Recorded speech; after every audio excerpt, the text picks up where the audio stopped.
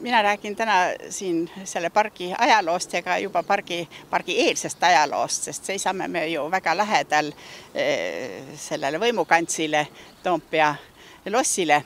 Ja siin, kuna Toompea on tervikuna väga hästi olnud kaitstud oma looduslike eelduste poolt, siis ainukene probleem on olnud kogu läbi ajaloo, kui ka need sõjad veel käisid, see Lõunanõlva kaitsmine, mis oli Laugias, ja teisalt oli siis see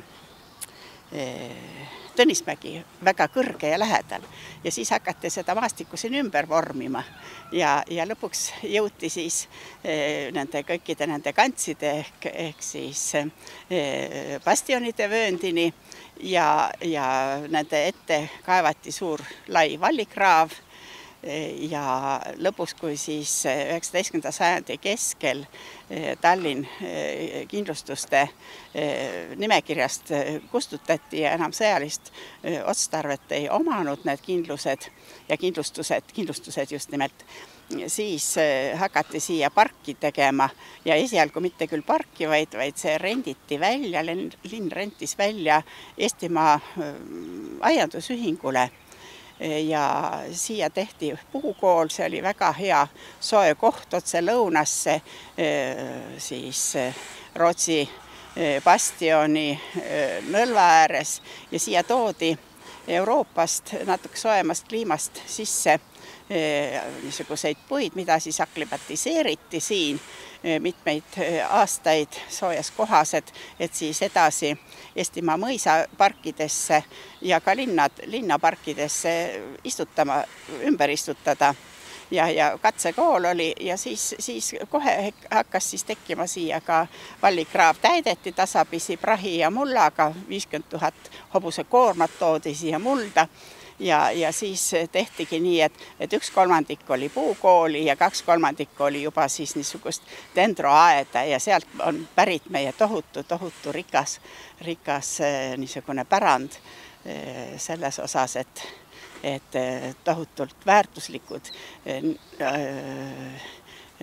liigid kasvavad siin niisugused, et kui ma olin veel linnas tööl 2001. aastal, oli ülemaailmne dendroloogide selts või assotsiatsioon, käis ekskursioonil ja siis nii nagu toonane grupijuht Heiki Tamm ütles, et üks Hollandi vahtra uurija läks siit kohe kaanlatäie okstega minema, et Euroopasse uuesti tagasi viia neid vanu liike ja sorte, mida enam, mis oli nende jaoks, siis oli see park siin tõeline eksootika.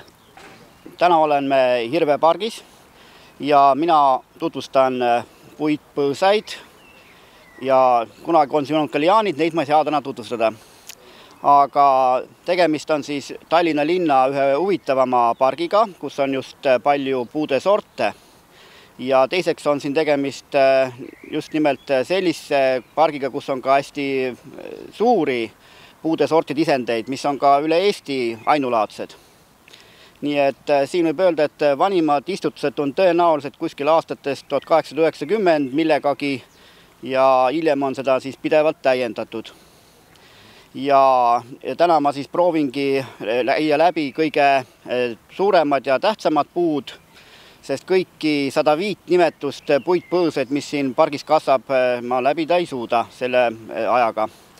Ja ma arvan, et ma alustan siit samast paviljoni juurest ja räägin kõige pöökidest ja valgepöökidest, sedasi juba erinevatest õunapuudest, siis vahtratest ja jalakatest ja nii edasi ja kõige lõpetan siis kõige vanema osaga, mis on siis Toompea tänava poolses otsas ja räägin siis ka sellist nii-öelda 19. sajandi lõpu